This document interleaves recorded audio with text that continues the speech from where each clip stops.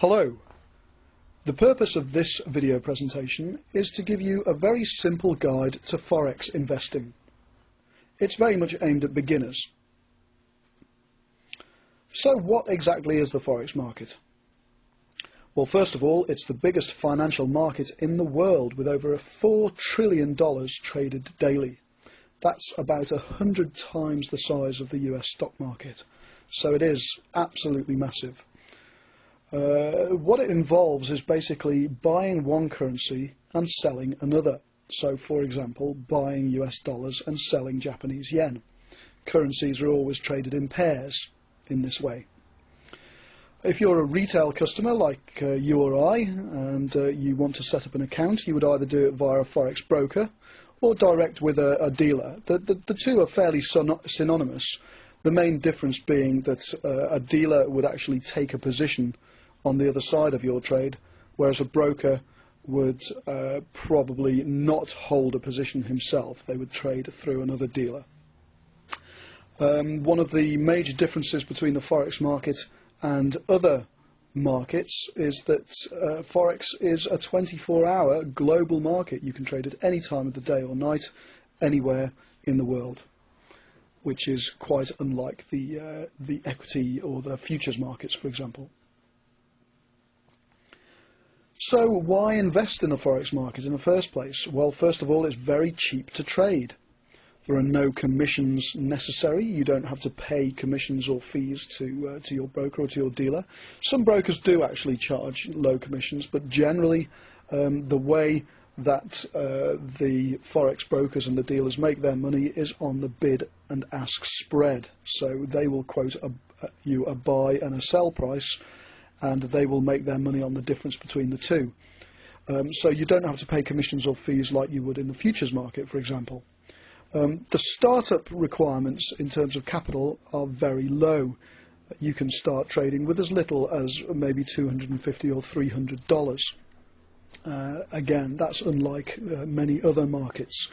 We wouldn't necessarily recommend that you start with such a small amount, but at least you can get into the market for a small amount like that. And there are some very tight bid-ask spreads. That's another good reason to invest. The difference between the buying price and the selling price in the Forex market is generally very, very small. So you're not losing money on that spread. As mentioned previously, it's accessible, so you can trade 24 hours a day. Online, so all you need is a computer and access to the internet to be able to do that. And it's a highly leveraged market. I'll speak more about that in a minute or so, but basically that allows you to control very large positions and to make big profits for a pretty small outlay. Of course, there is a downside to that, which again I will discuss. Just a couple more reasons to invest in the Forex market. The liquidity, you are always able to trade. There is no chance of anyone cornering the market in a particular currency, for example, or in a currency pair. Unlike with the equities market, like with, for example, what happened on the 6th of May 2010 with the flash crash, where people were unable to unwind their positions, in the Forex market that would almost never happen. You would always be able to trade. You would always be able to unwind a position if you needed to. There are plenty of free resources out there. Different types of analytics and charts and graphical technical analysis packages. There are resources for paper trading, for setting up demo accounts. Typically, when you set up a new account with a broker, you will have access to a demo or paper trading account, so you can try out positions first before you actually trade real money in the market. And it's very easy to get started, as mentioned earlier. You don't need a lot of capital to start, and all you need is a computer with an internet connection, and then you're good to go.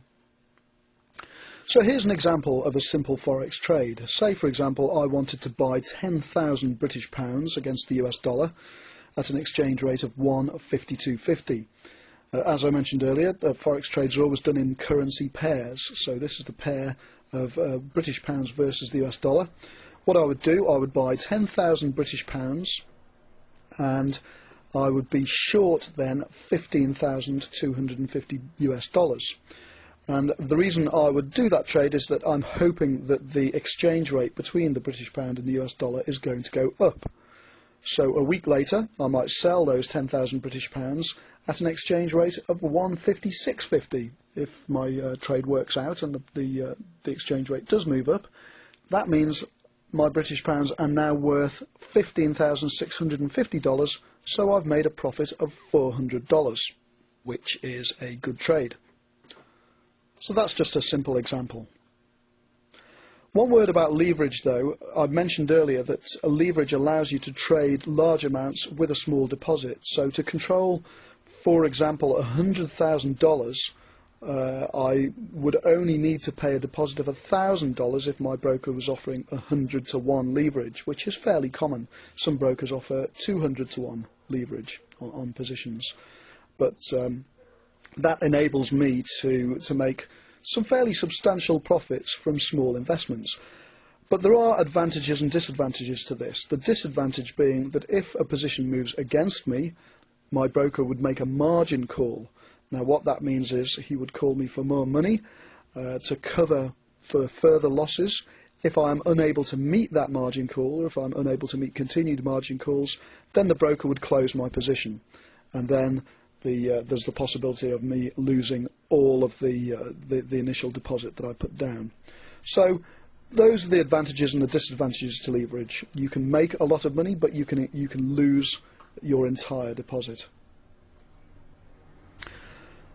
Just a quick word about the different kind of orders that you can trade. There are market orders where you will buy or sell regardless of the price. You'll just enter the order into the market and your broker will trade for you. There are limit orders where you would only buy or sell if the price hits a certain level.